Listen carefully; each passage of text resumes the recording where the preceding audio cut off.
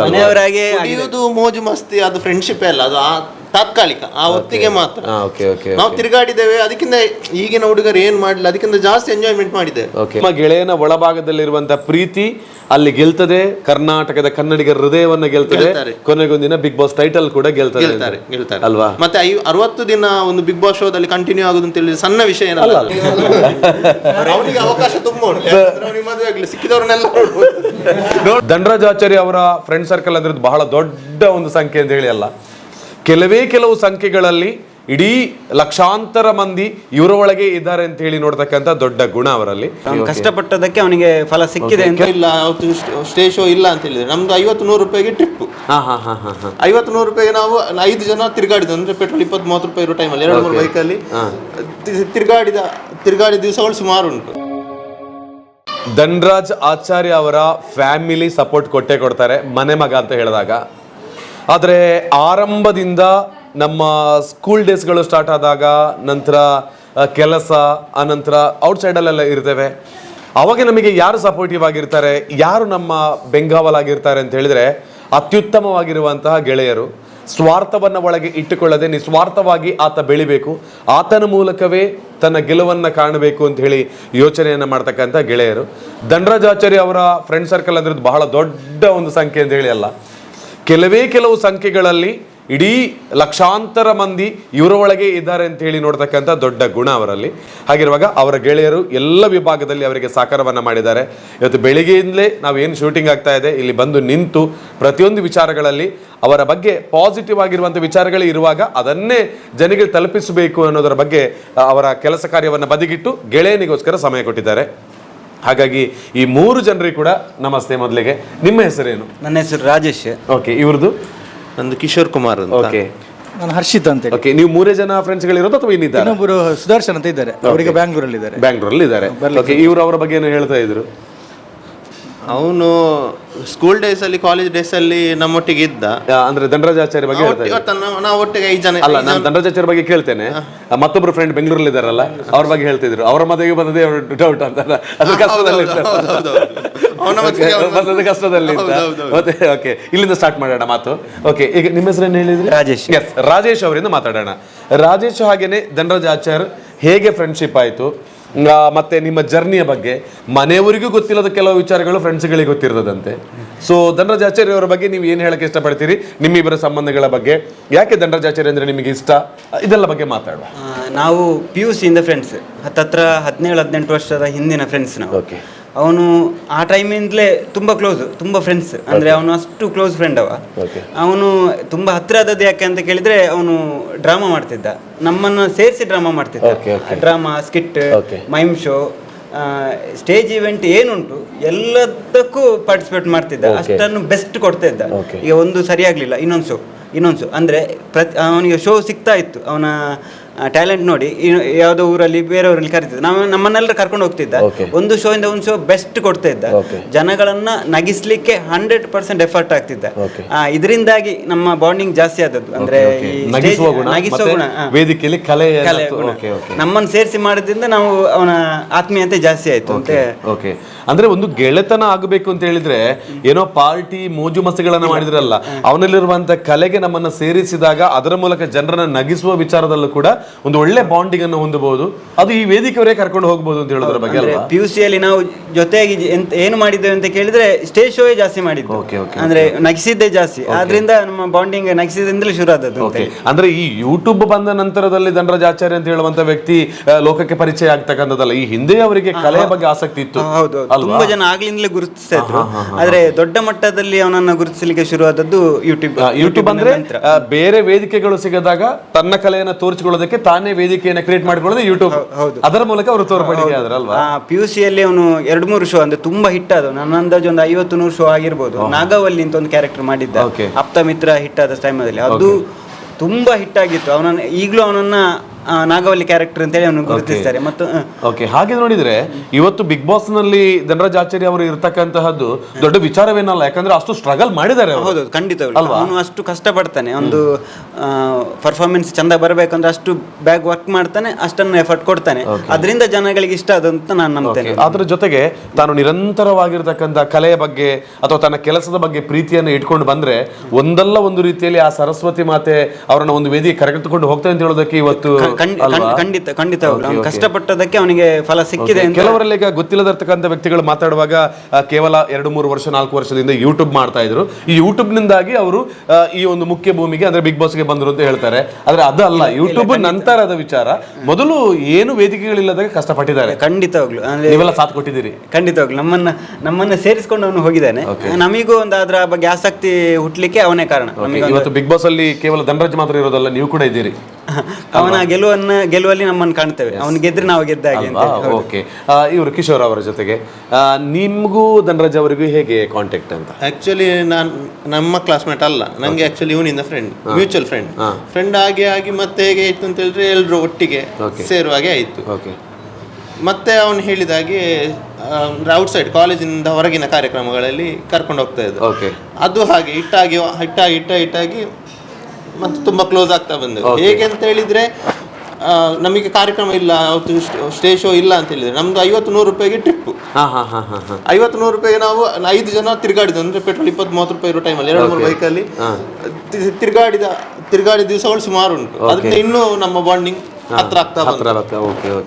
ಅಂದ್ರೆ ನಿಮ್ದು ಎಷ್ಟು ವರ್ಷದ ಸುಮಾರು ಬಾಂಡಿಂಗ್ ಅಂತ ಅದೇ ಇವರು PUC ಅಲ್ಲಿ 17-18 ವರ್ಷದ ಬಾಂಡಿಂಗ್ ಅಂತ ಹೇಳಿ. ಆ ರೀತಿಯಲ್ಲಿ ಇದು ಧನರಾಜ್ ಆಚಾರ್ಯ, ನೀವು ಯಾವತ್ತಾದ್ರೂ ಹೀಗೆ ಮಾತಾಡ್ತಿರುವಾಗ ಫಿಲಮ್ ಎಲ್ಲ ಬಂದ್ರು ಅಬ್ಬಬ್ಬದ ಮೂಲಕ ಅಥವಾ ಬೇರೆ ಬೇರೆ ಇದರಲ್ಲಿ ಬಂದ್ರು, ಬಿಗ್ ಬಾಸ್ಗೆಲ್ಲ ಇವರು ಹೋಗ್ಬೋದು ಅಂತ ಹೇಳುವಂತ ಯೋಚನೆ ನಿಮಗೆ ಯಾವತ್ತಾರು ಬಂದಿತ್ತು? ಹೌದು, ಎಕ್ಸ್ಪೆಕ್ಟೇಷನ್ ಇತ್ತು. ಅದು ಈಗಲ್ಲ, ಒಂದು 2-3 ವರ್ಷದಿಂದ ಇತ್ತು. ಅವ್ನು 2-3 ಸೀಸನ್ ಇಂದ ಸಹ ಹೀಗೆ ಮಾಡ್ತಾ ಇದ್ದ, ಬಿಗ್ ಬಾಸ್ಗೆ ಹೋಗ್ತಾನೆ ಅಂತ ಹೇಳುದು, ನಾವು ಖುಷಿ ಪಡುದು, ಅವು ಆಕ್ಚುಲಿ ಫ್ರ್ಯಾಂಕ್ ಮಾಡುದು. ಆ ಫ್ರ್ಯಾಂಕಿ ಒಂದು ಸಂದರ್ಭ ನಿಜ ಆಗಿರುವ ಟೈಮಲ್ಲಿ ಅವ್ನು ನಿಜ ಹೇಳಿದ್ರು ನಮಗೆ ಅದು ನಿಜ ಅಂತೇಳಿ ಅನಿಸ್ಲಿಲ್ಲ ಅಲ್ವಾ. ಇಲ್ಲಿವರೆಗೆ ಅಂತ ಹೇಳಿದ್ರೆ ಅವನು ನಾಳೆ ಶೋ ಎಂಟರ್ ಆಗುದು ಅಂತ ಹೇಳಿದ್ರೆ ಇವತ್ತು ನಾವು ಅದನ್ನು ಇವನು ಈ ಸರ್ತಿ ಹೋಗ್ತಾ ಇದ್ದಾನೆ ಅಂತ ಹೇಳಿ ನಾವು ಕನ್ಫರ್ಮ್ ಆಯ್ತು. ಅಲ್ಲಿವರೆಗೆ ನಾವು ಫ್ರ್ಯಾಂಕ್ ಅಂತ ಅನ್ಕೊಂಡಿದ್ವಿ. ಈ ಕೆಲವೆಲ್ಲ ಮದುವೆ ನಿಮ್ಮ ಫ್ರೆಂಡ್ಗಳ ಒಳಗ ಭಾಗದಲ್ಲಿ ಅಂದ್ರೆ ಮದುವೆ ಫಂಕ್ಷನ್ಸ್ ಗಳಿಗೆ ಈ ರೀತಿ ತುಂಬಾನೇ ಕಾಮಿಡಿಗಳನ್ನ ಅಲ್ಲಿ ಆಗ್ತಕ್ಕಂಥ ವಿಡಿಯೋಗಳನ್ನೆಲ್ಲ ತುಂಬಾನೇ ಹೀಗೆ ಮಾಡ್ತಾ ಇದ್ರು. ಸೊ ಅದಕ್ಕೆ ನಿಮ್ಮೆಲ್ಲ ಇನ್ವಾಲ್ವ್ಮೆಂಟ್ ಗಳೆಲ್ಲ ತುಂಬಾನೇ ಇರ್ತಾ ಇತ್ತು.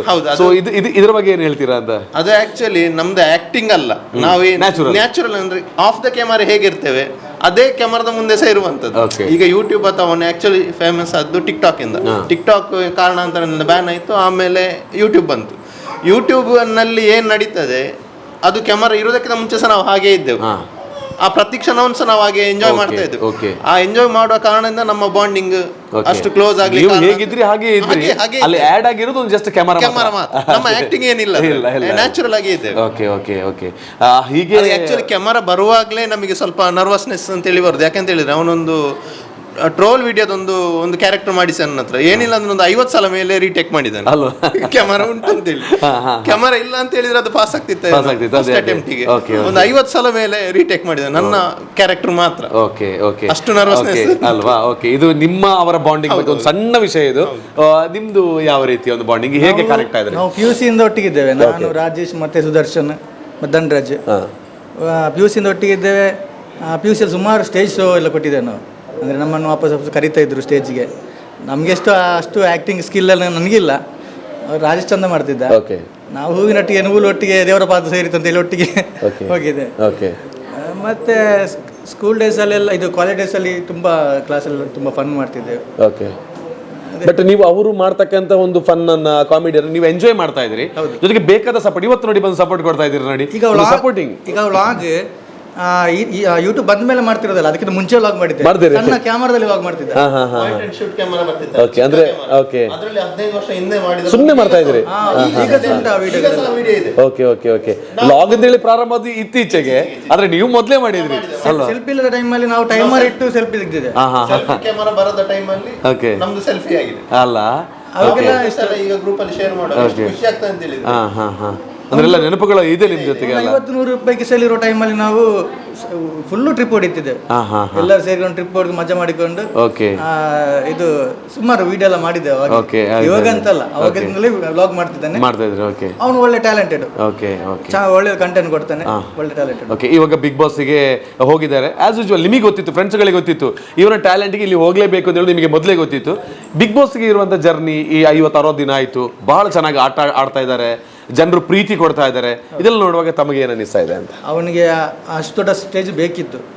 ಅವನಿಗೆ ಇನ್ನೂ ದೊಡ್ಡ ಟ್ಯಾಲೆಂಟ್ ಇದೆ, ಅದನ್ನು ತೋರ್ಪಡಿಸಲಿಕ್ಕೆ ಅಲ್ಲಿ ಸಾಧ್ಯ ಆಗ್ತಾ ಉಂಟೆಲ್ಲ ಗೊತ್ತಿಲ್ಲ. ಆದರೆ ಅವನು ಅದಕ್ಕಿಂತ ಜಾಸ್ತಿ ಟ್ಯಾಲೆಂಟ್ ಇದ್ದ ವ್ಯಕ್ತಿ. ಅವನನ್ನು ಸ್ಟೇಜಲ್ಲಿ ನಾವು ತುಂಬ ಅವನ ಪರ್ಫಾರ್ಮೆನ್ಸ್ ತುಂಬ ನೋಡಿದೆ. ಓಕೆ. ಅವನು ಒಂದು ಸ್ಕ್ರಿಪ್ಟ್ ಆನ್ ಸ್ಪಾಟ್ ಸ್ಕ್ರಿಪ್ಟ್ ಬರೆದು ಅವಾಗಲೇ ಸ್ಟೇಜ್ ಶೋ ಬರ್ತಾನೆ. ಓಕೆ. ಅವನು ಅವಾಗ ನಮಗೆ ಹಿಂಬದಿಯಲ್ಲಿ ಹೇಳ್ಕೊಡೋದು ಈ ಡೈಲಾಗ್ ಅಂತ, ಸ್ಟೇಜಲ್ಲಿ ಹೋಗಿ ಮಾಡೋದು. On spot dialogue, on spot script ಬರೀತಿದ್ದೆವು. ಓಕೆ. ಅಷ್ಟು practice practice on spot skit ಮಾಡ್ತಿದ್ದೆವು. ಅದು ಫುಲ್ ಹಿಟ್ ಆಗ್ತಿದ್ದು. ಓಕೆ. ನಾಗವಲ್ಲಿ ಮತ್ತೆ ಅದು ಸೋಮನ ಮದಿಮೆ ಅಂತ ಹೇಳಿ 2 ಶೋ ಇದು ಇತ್ತು. ಅದಕ್ಕೆ ನಾವು ಅಷ್ಟು ರಿಪೀಟ್ ಶೋ ಕೊಟ್ಟಿದೆ. ಓಕೆ. ಅಂದ್ರೆ ಪೇಮೆಂಟ್ ಕೊಟ್ಟು ಕರಿತಿದ್ರು ಅಷ್ಟು ಅಲ್ವಾ? ಓಕೆ ಓಕೆ, ಅಷ್ಟು ಚಂದ ಬರ್ತಿದ್ದು. ಓಕೆ. ಇವಾಗ ನೀವೇನು ಕೆಲಸ ಮಾಡ್ತಾ ಇದ್ದೀರಿ? ನಾನು ಅಗ್ರಿಕಲ್ಚರ್ ಮತ್ತೆ ಸಿವಿಲ್ ಕನ್ಸ್ಟ್ರಕ್ಷನ್. ಓಕೆ. ನೀವು ಕಿಶೋರ್ ಅವರು? ನಾನು ಈ ಕಂಪ್ಯೂಟರ್ ರಿಪೇರ್ ಮತ್ತೆ ಈ ಬಾರ್ ಅಂಡ್ ರೆಸ್ಟೋರೆಂಟಿಗೆ ಮೇನ್ ಆಗಿ ಬಿಲ್ಲಿಂಗ್ ಸಾಫ್ಟ್ವೇರ್ ಸಪ್ಲೈ ಮಾಡ್ತಾ ಓಕೆ. ನೀವು ಸಿವಿಲ್ ಇಂಜಿನಿಯರ್. ಸಿವಿಲ್ ಇಂಜಿನಿಯರ್ ಮಾಡ್ತಾ ಇದ್ದೀರಿ. ಸೊ ನೀವು ಬೇರೆ ಬೇರೆ ವಿಭಾಗದಲ್ಲಿ ಕೆಲಸವನ್ನ ಮಾಡ್ತಾ ಇದ್ದೀರಿ. ಧನರಾಜ್ ಅವರು ಕೆಲಸ ಮಾಡ್ತಾ ಇದ್ರು ಖಾಸಗಿ ಕಂಪನಿಯಲ್ಲಿ. ಅದನ್ನು ಬಿಟ್ಟು ಬಂದು ನಾನು ಇದೇ ಮಾಡ್ತೇನೆ ಅಂತ ಹೇಳುವಾಗ ನೀವು ಫ್ರೆಂಡ್ಸ್ಗಳಾಗಿ ಏನು ಹೇಳಿರಲಿಲ್ಲ ಆ ಸಂದರ್ಭದಲ್ಲಿ? ಏನು ಹೇಳಿದ್ರಿ ನೀವು? ಈ ಥರ ಮಾಡ್ಬೋದಾ ಕೇಳಿದ್ದೇನೆ ಅವ, ನನ್ನ ಹತ್ರ ಸಹ ಕೇಳಿದ್ದೇನೆ. ಮತ್ತು ಅವನಿಗೆ ಆ ಟ್ಯಾಲೆಂಟ್ ಇತ್ತಲ್ಲ, ಅದು ಈಗ ಒಂದು ವೀಡಿಯೋ ಮಾಡ್ತಿದ್ದ. ಫಸ್ಟಿಗೆ ಒಂದು ವೀಡಿಯೋ ಟ್ರೋಲ್ ಆಯಿತು ಫಸ್ಟಿದ್ದು. ಅದು ನಾವು ಟ್ರೋಲ್ ಮಾಡಿ ವೀಡಿಯೋ ಫೇಮಸ್ ಆಗೋದು ಅವನಿಗೆ ಇಷ್ಟ ಇರಲಿಲ್ಲ, ಟ್ರೋಲ್ ಆಗಿ. ನಂತರ ಅವನು ಕಂಟೆಂಟ್ ಮಾಡಲಿಕ್ಕೆ ಸ್ಟಾರ್ಟ್ ಮಾಡಿದ್ದು, ಅದೆಲ್ಲ ಹಿಟ್ ಆಗ್ತಿತ್ತು. ಆಗ ಜಾಬ್ ಮತ್ತು ಇದನ್ನು ಇದು ಒಟ್ಟಿಗೆ ಮಾಡ್ತಿದ್ದ. ಆಗ ಅವನಿಗೆ ಇದಕ್ಕೆ ಟೈಮ್ ಕೊಡ್ಲಿಕ್ಕೆ ಕಷ್ಟ ಆಗ್ತಿತ್ತು. ನಂತರ ಇದನ್ನೇ ಲಾಕ್ಡೌನ್ ಆಯ್ತಲ್ಲ, ಲಾಕ್ಡೌನ್ ಆದ್ಮೇಲೆ ಇವನಿಗೆ ಪ್ಲಸ್ ಆಯ್ತು, ಇವನ ಲೈಫಿಗೆ ಪ್ಲಸ್ ಆಯ್ತು. ಯಾಕಂತಂದ್ರೆ ಇವನು ಲಾಕ್ಡೌನ್ಗಿಂತ ಮುಂಚಿನ ದಿವಸ ಹೋಗ್ಬೇಕಿತ್ತು, ಅಥವಾ ಲಾಕ್ಡೌನ್ ಯಾವಾಗ ನಾಳೆ ಅಂತ ಹೇಳಿದ್ರೆ ಇವತ್ತು ಹೋಗ್ಬೇಕಿತ್ತು. ಬಸ್ ಕ್ಯಾನ್ಸಲ್ ಆಯ್ತು, ಹೋಗ್ಲಿಕ್ಕೆ ಆಗ್ಲಿಲ್ಲ. ಮನೆಯಲ್ಲಿ ಕೂತಾಗ ಹೊಸ ಕಾನ್ಸೆಪ್ಟ್ ಒಳ್ಳೆ ಇತ್ತು, ಮಾಡಿ ಹಾಕಿದ. ಏನೇ ನಿಮ್ಮ ಪ್ರಕಾರ ಇದನ್ನೆಲ್ಲ ನೋಡ್ತಿರುವಾಗ ಈ ಏನೋ ಒಂದು ವಿಚಾರಗಳು ಬರ್ತಾ ಇರುತ್ತೆ ನೋಡಿ, ಯಾವ್ದು ಕೂಡ ನಾವು ಮಾಡೋದಲ್ಲ, ಎಲ್ಲಾನು ಒಳ್ಳೇದಕ್ಕೆ ಬೇಕಾಗಿ ತಗೊಂಡ್ರೆ ನಾವು ಒಳ್ಳೇದಕ್ಕೆ ಅಂತಲೇ ಅಲ್ವಾ? 2-3 ಟ್ರೋಲ್ ಮಾಡಿದ್ದಾನೆ ರಸ್ತೆಗಳ ಬಗ್ಗೆ, ಇದ್ರ ಬ್ರಿಡ್ಜ್ಗಳ ಬಗ್ಗೆ. ಅದು ಅವನಿಂದ ಆದ್ದು ಅಂತ ಹೇಳುದಕ್ಕಿಂತ ಅವನು ಟ್ರೋಲ್ ಮಾಡಿದ್ರಿಂದ ಅದು ಸ್ವಲ್ಪ ಬೇಗ ಆಯ್ತು ಅಂತ ಹೇಳ್ಬೋದು. Okay okay okay okay, correct. ನಿಜವಾಗ್ಲೂ ಯಾಕಂತ ಹೇಳಿದ್ರೆ ಅಲ್ಲಿ ಎಷ್ಟೋ ಜನ ಆಕ್ಸಿಡೆಂಟ್ ಆಗಿ ಅಥವಾ ಬಿದ್ದು ಇಲ್ಲ ಆಗ್ತಿತ್ತು. ಇದಕ್ಕಾಗಿ ಅವರು ಕಾಮಿಡಿ ವೇಲೆ ಅದನ್ನು ತೋರಿಸಿದ್ರು, ಬಟ್ ಅಲ್ಲಿ ಕೆಲಸಗಳಾಗಿದೆ ಅಲ್ವಾ, ಮತ್ತೆ ಜನಗಳಿಗೆ ರೀಚ್ ಆಯ್ತು, ಇದು ಹೌದು ಅಂತ ಹೇಳಿ ಅನಿಸಿತು. ಓಕೆ ಓಕೆ, ಅದರಿಂದಾಗಿ ಜನ ಬೆಂಬಲ ಸಿಕ್ಕಿತು ಅಂತ ಹೇಳಿ ನನ್ನ ಅನಿಸಿಕೆ. ಓಕೆ. ಈಗ ಫ್ರೆಂಡ್ಸ್ಗಳ ಸಪೋರ್ಟಿವ್ ಆಗಿ ಬಿಗ್ ಬಾಸ್ ಒಳಗೆ ನಿಮ್ಮನ್ನ ಕರೆದ್ರೆ ಹೋಗ್ಲಿಕ್ಕೆ ರೆಡಿ ಇದ್ದೀರಾ? ನಾವು ಲಾಸ್ಟ್ ಹೋಗೋದಕ್ಕಿಂತ ಒಂದು ದಿವಸ ಮುಂಚೆ ಹೇಳಿದ್ದಾನೆ ನಂಗೆಲ್ಲ ಅದು ಕೊನೆ ತನಕ ನಿಲ್ಲಿಕ್ಕೆ ಅವಕಾಶ ಇದ್ದು ಸುದೀಪ್ ಸರ್ ಅವಕಾಶ ಕೊಟ್ಟರೆ ನಿಮ್ಮನ್ನೆಲ್ಲರನ್ನು ಲಾಗ್ ಮಾಡ್ಲಿಕ್ಕೆ ಕರಿತಾನೆ ಅಂತ ಅಲ್ವಾ? ನೀವು ಪ್ರತಿ ದಿನ ಕೂಡ ಅವರಿಗೆ ವಿಶ್ವಾಸನ ಮಾಡ್ತಾ ಇರ್ತೀರಿ, ಅದ್ರ ಹಿಂದೆ ತುಂಬಾ ಕೆಲಸನೇ ಮಾಡ್ತಾ ಇರ್ತೀರಿ ಅಲ್ವಾ? ಓಕೆ. ಇವಾಗ ಈ ಒಂದು ಜರ್ನಿಯನ್ನು ನೋಡ್ತಾ ಇದ್ರೆ, ಅವ್ರು ಆಡ್ತಿರ್ತಕ್ಕಂಥ ಒಳ್ಳೆ ವೇನ ನೋಡ್ತಾ ಇದ್ರೆ, ಫೈನಲ್ ನಲ್ಲಿ ಹೇಗೆ ನಿಮ್ಮ ಗೆಳೆಯ ಗೆದ್ದು ಬರ್ಬೋದು? ಗೆಲ್ಲುವ ಚಾನ್ಸಸ್ ಇದೆ ಅವನಿಗೆ. ಮತ್ತೆ ಗಲಾಟೆ ಮಾಡಿ ಜಗಳ ಮಾಡಿ ಅಂದ್ರೆ ನಾವು ಈಗ 17-18 ವರ್ಷದಿಂದ ನೋಡಿವರ ವ್ಯಕ್ತಿಯಾಗಿ ಅವನಿಗೆ ಜಗಳ ಮಾಡಿ ಗೊತ್ತಿಲ್ಲ. ಅವನಿಗೆ ಯಾರಾದ್ರೂ ಬೈದ್ರು ಅವನು ಸೈಲೆಂಟ್ ಆಗಿ ಹೋಗ್ತಾನೆ, ಅಂತ ವ್ಯಕ್ತಿತ್ವ. ಅಲ್ಲಿ ಸ್ವಲ್ಪ ಜೋರ್ ಬೇಕು, ಜೋರ್ ಅವನ ವ್ಯಕ್ತಿತ್ವದಲ್ಲಿ ಇಲ್ಲ. ಬಟ್ ಪ್ರೀತಿಯಿಂದ ಅವನು ಗೆಲ್ತಾನೆ ಅಂತೇಳಿ ನನಗೆ ಅನಿಸ್ತದೆ. ಓಕೆ. ಇಲ್ಲಿ ನಮ್ಮ ರೋಷಕ್ಕಿಂತಲೂ ಪ್ರೀತಿ ಪ್ರೀತಿಗೆ ಗೆಲ್ತದೆ. ಯಾವತ್ತು ಪ್ರೀತಿಗೆ ಗೆಲ್ಲುದು ಅಲ್ವಾ, ರೋಷ ಗೆಲ್ಲುದಿಲ್ಲ. ಅದು ಈಗ ನಿಮಗೆ ಜಗಳ ಆಯ್ತು ಅಂತ ಇಲ್ಲಿ ಜಗಳ ಮಾಡಿ ಮುಗಿದ್ರೆ ಮತ್ತೆ ನೀವು ಎದುರು ಸಿಕ್ಕಿದ್ರು ಮಾತಾಡುದಿಲ್ಲ. ಪ್ರೀತಿಯಿಂದ ಮಾತಾಡಿಸಿ ನೀವು ದೂರದಲ್ಲಿದ್ರು ಹಾಯ್ ಬಾಯ್ ಮಾಡ್ತೀವಿ. ನಿಮ್ಮ ಗೆಳೆಯನ ಒಳಭಾಗದಲ್ಲಿರುವಂತ ಪ್ರೀತಿ ಅಲ್ಲಿ ಗೆಲ್ತದೆ, ಕರ್ನಾಟಕದ ಕನ್ನಡಿಗರ ಹೃದಯವನ್ನು ಗೆಲ್ತದೆ, ಕೊನೆಗೊಂದಿನ ಬಿಗ್ ಬಾಸ್ ಟೈಟಲ್ ಕೂಡ ಗೆಲ್ತಾರೆ ಅಲ್ವಾ? ಮತ್ತೆ 60 ದಿನ ಒಂದು ಬಿಗ್ ಬಾಸ್ ಶೋದಲ್ಲಿ ಕಂಟಿನ್ಯೂ ಆಗುದು ಅಂತ ಹೇಳಿ ಸಣ್ಣ ವಿಷಯ ಅಲ್ಲ. ಇನ್ನು 60 ದಿವಸ ಕಂಟಿನ್ಯೂ, ಇನ್ನು 40 ದಿವಸ ಇರುದಷ್ಟೇ, ಬಂದ ದಾರಿಗಿಂತ ಸ್ವಲ್ಪ ದೂರ ಇರುದು. ಅದನ್ನು ಕ್ರಮಿಸಿ ಗೆಲ್ತಾನೆ ಅಂತ ಹೇಳುದು. ಇದಕ್ಕೆ ಯಾರೆಲ್ಲ ಸಹಕಾರ ಬೇಕು ಅಂತ 3 ಜನ ಫ್ರೆಂಡ್ಸ್ ಹೇಳಿ. ನಮ್ಮ ಕರ್ನಾಟಕದ ಎಲ್ಲಾ ಜನರು ವೋಟ್ ಮಾಡ್ಬೇಕು, ಮೈನ್ ಆಗಿ ವೋಟ್ ಮಾಡಿ. Voting important. ಮತ್ತೆ ಹೊರಗಿಂದ ನಾವು ಎಲ್ಲ ಗೆಳೆಯರು ಸಹ ಬೆಂಬಲವಾಗಿ ನಿಂತಿದೆ. ತುಳುನಾಡಿನ ದೊಡ್ಡ ಸಹಕಾರ ಕೂಡ ಬೇಕು. ಹೌದು, ತುಳುನಾಡಿನ ಹೇಗೆ? ಯಾಕಂದ್ರೆ ದಕ್ಷಿಣ ಕನ್ನಡದಲ್ಲಿ ಎಂತೆಂಥ ಪ್ರತಿಭೆಗಳು, ಎಂತೆಂಥ ದುಡ್ಡಿದ್ದವರು ಇದ್ರೆ ಸಹ ಅವರಿಗೆ ಅಂತ ಅವಕಾಶ ಸಿಗ್ಲಿಲ್ಲ. ಇವನಿಗೆ ಅವಕಾಶ ಸಿಕ್ಕಿದೆ. ಆದ್ರಿಂದ ಎಲ್ಲ ದಕ್ಷಿಣ ಕನ್ನಡದವರು ಆದಷ್ಟು ವೋಟ್ ಮಾಡಿ ಅವನನ್ನು ಒಂದು ಫೈನಲ್ ತನಕ ಬಂದು ಗೆಲ್ಲುವ ಹಾಗೆ ಮಾಡಬೇಕು ಅಂತ ನನ್ನ ಆಸೆ. ಎಸ್, ಖಂಡಿತ. ಓಕೆ. ನೀವು ಅವನ ಫಾಲೋವರ್ಸ್ ಕೂಡ ತುಂಬ ಸಪೋರ್ಟ್ ಮಾಡ್ತಾರೆ. ಈಗ ಅವನು ಗೆದ್ದರು ಕೂಡ ಅದು ಅವರೆಲ್ಲ ಗೆದ್ದಾಗೆ ಅಂತ ಅಲ್ವಾ? ಖಂಡಿತ ಫ್ಯಾಮಿಲಿ ನಾವು ಎಲ್ಲರೂ ಗೆದ್ದಾಗೆ. Okay okay. ಒಂದು ತನ್ನಲ್ಲಿರುವ ಕಲೆಗೆ ಬೇಕಾಗಿ ತನ್ನ ಜಾಬನ್ನೇ ಸ್ಕಿಪ್ ಮಾಡಿ ಅದರಲ್ಲೇ ಮುಂದುವರಿದಿರುವಂಥ ವ್ಯಕ್ತಿಗೆ ಆ ಕಲೆಯನ್ನು ಅಥವಾ ನಾನು ಮಾಡ್ತಕ್ಕಂಥ ಯಾವುದೇ ಕೆಲಸವನ್ನು ತುಂಬಾ ಪ್ರೀತಿ ಮಾಡಿದರೆ ಇಷ್ಟರ ಮಟ್ಟಿಗೆ ಕೊಂಡೊಯ್ಯುತ್ತೆ ಅಂತ ಹೇಳೋದಕ್ಕೆ ಧನರಾಜ್ ಅವರೇ ಕಾರಣ. ಎಲ್ಲೂ ಕೂಡ ಸ್ವಾರ್ಥವನ್ನು ಇಟ್ಟುಕೊಂಡು ಮಾಡಿಲ್ಲ, ಎಲ್ಲ ತನ್ನ ಕಲೆ ಒಂದಲ್ಲ ಒಂದಿನ ಒಂದು ವೇದಿಕೆ ಸಿಗ್ಬೋದು ಅಂತ ಹೇಳುವಂಥ ಭಾವನೆಯಿಂದ ಮಾಡಿದರು. ಅದು ಇವತ್ತು ರೀಚ್ ಆಗಿದೆ ಅಂತ ಅಲ್ವಾ? ಇದೇ ದೊಡ್ಡ ಗೆಲುವು ಅವರಿಗೆ ಸಿಕ್ಕಿರುವಂಥದ್ದು. ಇನ್ನೊಂದು ಟೈಟಲನ್ನು ಗೆಲ್ಲುವಂಥ ಅವಕಾಶ ಕೂಡ ಸಿಗಲಿ, ಅದರ ಮೂಲಕ ನಮ್ಮೆಲ್ಲರ ಆಶೀರ್ವಾದಗಳು ಅವರ ಮೇಲೆ ಇರಲಿ ಅಂತ ಕೇಳ್ಕೊಳ್ಳೋಣ. ಏನಾದರೂ ಬೇರೆ ಹೇಳೋದಕ್ಕಿದೆಯಾ ಅಂತ? ಅದೇ ಅವನ ವ್ಯಕ್ತಿತ್ವ ಹೇಗೆ ಅಂತ ಹೇಳಿದರೆ, ಈಗ ನಾವು 18 ವರ್ಷ ಒಟ್ಟಿಗಿದ್ದೇವೆ, ಏನು ಕೋಪಗೊಳ್ಳದೆ, ಏನು ಜಗಳ ಆಡದೆ. ಅಂದರೆ ಆ ಥರದ ವ್ಯಕ್ತಿತ್ವ ಇರುವುದಕ್ಕೆ ನಾವು ಅಷ್ಟು ಗಟ್ಟಿಯಾಗಿದ್ದೆ, ಗೆಳೆತನ ನಮ್ಮ ಗೆಳೆತನ ಅಷ್ಟು ಗಟ್ಟಿಯಾಗಿದೆ. ಓಕೆ. ಮತ್ತು ನಾವು PUC ಇಂದ ಫ್ರೆಂಡ್ಸ್ ಆಗಿರೋದು. ಓಕೆ. ಇಷ್ಟರವರೆಗೆ ಹಾಗೆ ಜರ್ನಿ ಇದೆ ನಮ್ಮದು. ಒಂದು ಟೈಮಲ್ಲಿ ಕೂಡ ಜಗಳ ಆಗಿಲ್ಲ. ಅಂತೇಳಿ ಬಂದ್ರೆ ಯಾಕಂದ್ರೆ 5 ಜನರದ್ದು ಮೆಂಟಾಲಿಟಿ ಬೇರೆ ಬೇರೆ ಇದೆ. ಆದ್ರೆ 5 ಜನ ಒಟ್ಟಿಗೆ ಇದ್ದೇವೆ ಇವತ್ತಿನವರೆಗೆ, ಅದಕ್ಕೆ ಅದೇ ಕಾರಣ. ಮತ್ತೆ ಎಲ್ಲರನ್ನು ಒಟ್ಟಿಗೆ ಸೇರಿಸಿ, ಸಪೋಸ್ ಏನಾದ್ರು ನಮ್ಮೊಳಗೆ ಮಿಸ್ಅಂಡರ್ಸ್ಟ್ಯಾಂಡಿಂಗ್ ಬಂದ್ರು ಅದನ್ನು ಸರಿ ಮಾಡಿಕೊಂಡು ಎಲ್ಲರನ್ನು ಒಟ್ಟಿಗೆ ತಗೊಂಡು ಹೋಗುವಂತ ಗುಣ ಅವನ ಹತ್ರ ಉಂಟು. ಓಕೆ. ಈಗ ನಿಮಗೆಲ್ಲ ಮದುವೆ ಆಗಿದೆಯಾ? ಅಲ್ಲ ಆಗಿದೆ ಅಲ್ವಾ? ಆಗ್ಲಿಲ್ಲ. ಓಕೆ. ಹುಡುಕ್ತಾ ಇದ್ದೀರಾ ನೀವು? ಅಲ್ಲ, ಈಗ ಮದುವೆ ಆದ ನಂತರ ಈಗ ನಿಮ್ಮ ಮಿಸ್ಸಸ್, ಅವರ ಮಿಸ್ಸಸ್, ನಿಮ್ಮ ಮಿಸ್ಸಸ್, ಅವರ ಮಿಸ್ಸಸ್, ನಿಮ್ಮ ಫ್ರೆಂಡ್ಶಿಪ್ ನೀವು ಹೇಗಿದ್ದೀರಾ, ಅವರು ಕೂಡ ಹೇಗಿದ್ದಾರೆ? ನಾವು ಹುಡುಗರು ಹೇಗಿದ್ದೇವೆ ಅದೇ ತರ ಅವರು ಸಹ. ಯಾಕಂದ್ರೆ ನಾವು ಮದುವೆ ಆದ್ಮೇಲೆ ನಾವು ಫ್ಯಾಮಿಲಿ ಟ್ರಿಪ್ ಹೋಗಿದ್ದೇವೆ, ಎಲ್ಲ ಒಂದೇ ಚಂದದಲ್ಲಿದೆ. Okay okay. ಈಗ ಅದರಲ್ಲಿ ಅವರು ಬೇಜಾರಾಗ್ತಿರ್ಬೋದು. ಅವನಿಗೆ ಅವಕಾಶ ತುಂಬ ಉಂಟು, ಅವನಿಗೆ ಮದುವೆ ಆಗ್ಲಿ ಸಿಕ್ಕಿದವ್ರನ್ನೆಲ್ಲ ನೋಡ್ಬೋದು.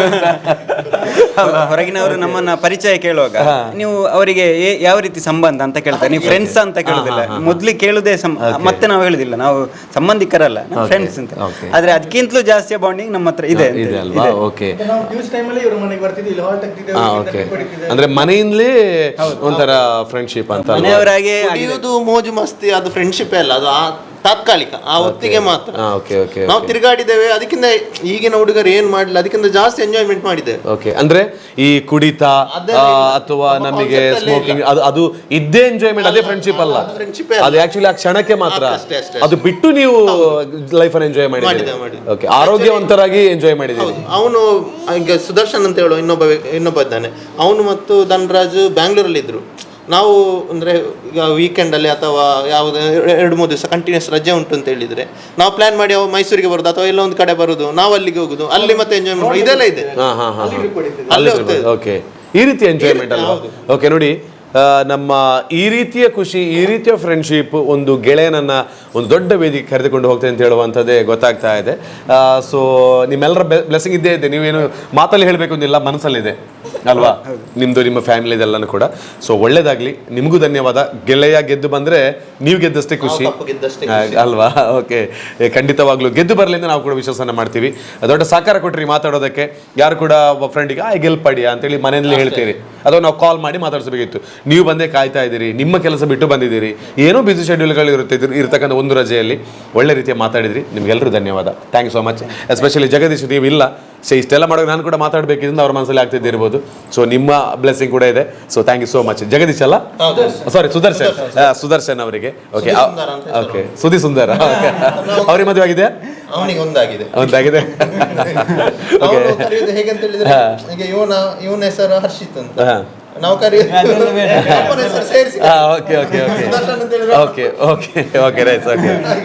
ಹಾಗೆ. ಓಕೆ ಫ್ರೆಂಡ್ಸ್, ಅಂದ್ರೆ ಹೇಗಿರ್ಲಿ, ನೂರಾರು ಸಮಯ ಸಂದರ್ಭಗಳು ಬಂದರೂ ಕೂಡ, ಬಿಗ್ ಬಾಸ್ ಟೈಟಲ್ ವಿನ್ ಆಗಿ ಬಂದರೂ ಕೂಡ ಇವರ ಗೆಳೆತನ ಹಾಗೆ ಮುಂದುವರಲಿ ಅಂತ ನಾನು ಕೇಳ್ಕೊಳ್ತಾ ಇದ್ದೇನೆ. Thank you. ಹೋಮ್ ಟೂರ್ ಆಯಿತು, ಧನರಾಜ್ ಆಚಾರ್ಯ ಅವರ ಮನೆಯವ್ರ ಜೊತೆಗೆ ಮಾತಾಡಿದೆ, ಫ್ರೆಂಡ್ಸ್ ಜೊತೆಗೆ ಮಾತಾಡಿದೆ.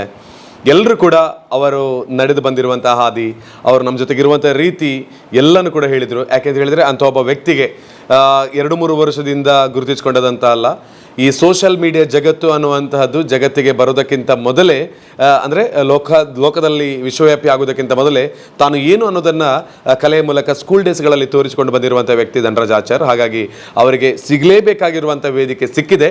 ಅದರಲ್ಲಿ ಭಾಳ ಚೆನ್ನಾಗಿರ್ತಕ್ಕಂಥ ಹೆಜ್ಜೆಯನ್ನು ಅವರ ಇಡ್ತಾ ಇದ್ದಾರೆ. ನಮ್ಮೆಲ್ಲರ ಸಹಕಾರ ಇದೆ, ನಿಮ್ಮೆಲ್ಲರ ಪ್ರೀತಿಯ ಸಹಕಾರ ಸದಾಕಾಲವು ಕೊನೆ ತನಕವೂ ಇರಲಿ, ಮುಂದೆಯೂ ಇರಲಿ ಅನ್ನತಕ್ಕಂಥದ್ದೇ ನಮ್ಮೆಲ್ಲರ ಮಾತು. ಅದಕ್ಕಾಗಿ ಇಷ್ಟೊತ್ತು ನಿಮ್ಮ ಪ್ರೀತಿ ತುಂಬಿದ ಮಾತುಗಳನ್ನಾಡಿರುವಂತಹ ಈ ಫ್ಯಾಮಿಲಿಗೆ ನಾನು ನನ್ನ ಕಡೆಯಿಂದ ಎಲ್ಲ ಬಂಧುಗಳ ಪರವಾಗಿ ಕೃತಜ್ಞತೆಗಳನ್ನು ಸಲ್ಲಿಸ್ತಾ ಇದ್ದೇನೆ. ನಿಮಗೆಲ್ಲರಿಗೂ ಕೂಡ ಥ್ಯಾಂಕ್ ಯು ಸೋ ಮಚ್. ಹಾಗೆಯೇ ನೀವೆಲ್ಲ ವೋಟ್ ಮಾಡಿ. ನಾನು ಕೂಡ ಅಷ್ಟೇ ಕೇಳ್ತಾ ಇರೋದು, ಇವತ್ತಿನ ಸಮಯ ಧನರಾಜ ಆಚಾರ್ ಅವರ ಮನೆಗೆ.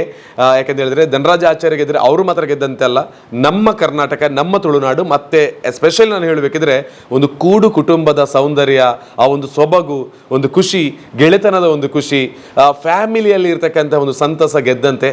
ಹಾಗಿರುವಾಗ ಈ ಒಂದು ಖುಷಿಗೆ, ಕೂಡು ಕುಟುಂಬಕ್ಕೆ, ನಮ್ಮ ಹಿಂದಿನ ಸಂಸ್ಕೃತಿಯನ್ನು ಉಳಿಸ್ತಕ್ಕಂಥ ವಿಚಾರಕ್ಕೆ ಈ ಬಿಗ್ ಬಾಸ್ ಟೈಟಲ್ ಈ ಬಾರಿ ಬರಲಿ ನಮ್ಮೆಲ್ಲರ ಮುಖಾಂತರವಾಗಿ ಅಂತ ಹೇಳಿಕೊಳ್ತಾ, ಇವರೆಲ್ಲ ಏನೋ ಕೊನೆದಾಗಿ ಒಂದು ಹೇಳೋದಕ್ಕಿದೆಯಂತೆ. ಸೊ ಅದು ಏನು ಅಂತ ನಿಮಗೆ ಗೊತ್ತೇ ಇದೆ. ಧನರಾಜ ಆಚಾರ್ಯ ಅವರಿಗೆ ನಾವು ಮನಸ್ಸು ತುಂಬಿದ ಪ್ರೀತಿಯ ಹಾರೈಕೆಗಳನ್ನು ತಿಳಿಸೋದು. ಹಾಗಿರುವಾಗ ನಾವೆಲ್ಲ ಕೂಡ ಧನರಾಜ ಆಚಾರ್ಯಗೆ ಆಲ್ ದಿ ಬೆಸ್ಟ್ ಹೇಳೋಣ. ಓಕೆ ಅಲ್ಲ? 3, 2, 1 go. All the best Dhanraj. Complete ಆಗಿರತಕ್ಕಂತಹ ಒಂದು ಜರ್ನಿ ಮನೆಯ ಒಳಭಾಗದಲ್ಲಿ ಧನರಾಜ ಆಚಾರ್ಯವರ ಹೋಮ್ ಟೂರ್, ಹಾಗೆಯೇ ಅವರ ಬೆಸ್ಟ್ ವಿಶಸ್ಗಳು ಎಲ್ಲ ಕೂಡ ನೋಡಾಯಿತು. ಈ ಒಂದು ಜರ್ನಿಯ ಜೊತೆಗೆ ಸಾಥ್ ಕೊಟ್ಟಿರ್ತಕ್ಕಂತಹ ಕೃಷ್ಣ ಅವರಿಗೂ ಧನ್ಯವಾದ ಸಲ್ಲಿಸ್ತಾ ಇದ್ದೀನಿ. ಹಾಗೆಯೇ ಎನಿ ಟೈಮ್ ಬ್ಯಾಂಗ್ಳೂರಲ್ಲಿ ಪುಟ್ಟ ಮಗುವಿನ ಜೊತೆಗಿದ್ದರೂ ಕೂಡ ಧನರಾಜ್ ಆಚಾರ್ಯವರ ಮಡದಿ ಪ್ರಜ್ಞಾ ಧನು ಆಚಾರ್ ಅವರು ಕೂಡ ತುಂಬಾ ಸಹಕಾರವನ್ನು ಕೊಟ್ಟಿದ್ದಾರೆ. ಅವರಿಗೆ ಈ ಸಂದರ್ಭದಲ್ಲಿ ನಮ್ಮ ವಿಡಿಯೋದ ಮೂಲಕ ಧನ್ಯವಾದವನ್ನು ಸಲ್ಲಿಸ್ತಾ ಇದ್ದೀನಿ. ಎಲ್ಲ ಕರ್ನಾಟಕದ ಜನತೆ ಧನರಾಜ್ ಆಚಾರ್ಯವರಿಗೆ ಯಾವ ಸಂದರ್ಭದಲ್ಲಿ ಅವಶ್ಯಕತೆ ಇದೆ, ವೋಟ್ ಮಾಡಬೇಕು, ಗೆಲ್ಲಿಸಬೇಕು, ಒಂದು ಒಳ್ಳೆ ಮನಸ್ಸಿನಿಂದ ಇಷ್ಟರವರೆಗೆ ಅವರಿಗೆ ಸಹಕಾರವನ್ನು ಕೊಟ್ಟಿದ್ದೀರಿ. ಮುಂದೆಯೂ ಕೂಡ ನೀವೆಲ್ಲ ಕೊಡಿ ಅಂತ ಹೇಳಿಕೊಳ್ತಾ ಧನರಾಜ್ ಆಚಾರ್ಯ ಅವರನ್ನು ನಾವೆಲ್ಲ ಜೊತೆಯಾಗಿ ಸೇರಿಸಿ ಗೆಲ್ಲಿಸೋಣ. ಮತ್ತೊಂದು ವಿಡಿಯೋ ಜೊತೆ ನಾನು ನಿಮಗೆ ಸಿಗ್ತೇನೆ. ಅದುವರೆಗೆ ಎಲ್ಲರೂ ಕೂಡ ಖುಷಿಯಾಗಿರಿ. ಮತ್ತೊಂದು ಪ್ರತಿಭೆಯನ್ನು, ಕಷ್ಟದ ದಿನಗಳನ್ನು ನೋಡಿ ಬೆಳೆದು ಬಂದಿರುವಂಥ ಪ್ರತಿಭೆಗಳನ್ನು ನಾವು ಸ್ವಚ್ಛ ಮನಸ್ಸಿನಿಂದ ಬೆಳೆಸಿದರೆ ನಮ್ಮ ಮನೆಯ, ನಮ್ಮ ಕಲೆ, ನಮ್ಮ ಸುತ್ತಮುತ್ತಲಿರ್ತಕ್ಕಂತಹ ನಾವು ಯಾರನ್ನು ಇಷ್ಟಪಡ್ತೀವಿ ಅವರೆಲ್ಲರೂ ಕೂಡ ಮುಂದಿನ ದಿನಗಳಲ್ಲಿ ಬೆಳೀತಾರೆ. ಅದಕ್ಕೆಲ್ಲದಕ್ಕೂ ಕೂಡ ತುಳುನಾಡಿನ ದೈವಿಕ ಶಕ್ತಿಗಳು, ಎಲ್ಲ ದೇವರುಗಳು ಆಶೀರ್ವಾದವನ್ನು ಮಾಡಲಿ ಅಂತ ಹೇಳಿಕೊಳ್ತಾ ನಮ್ಮ ಕಡೆಯಿಂದಲೂ ಧನರಾಜ್ ಆಚಾರ್ಯವರಿಗೆ ಆಲ್ ದಿ ವೆರಿ ಬೆಸ್ಟ್ ಹೇಳ್ತಾ ಮತ್ತೊಂದು ವಿಡಿಯೋ ಸಿಗೋಣ. ಅದುವರೆಗೆ ಎಲ್ಲರೂ ಕೂಡ ಖುಷಿಯಾಗಿರಿ, ನಗ್ನಾಗ್ತಾ ಇರಿ. See you next video. Thank you. ನಮಸ್ತೆ. ಬಾಯ್.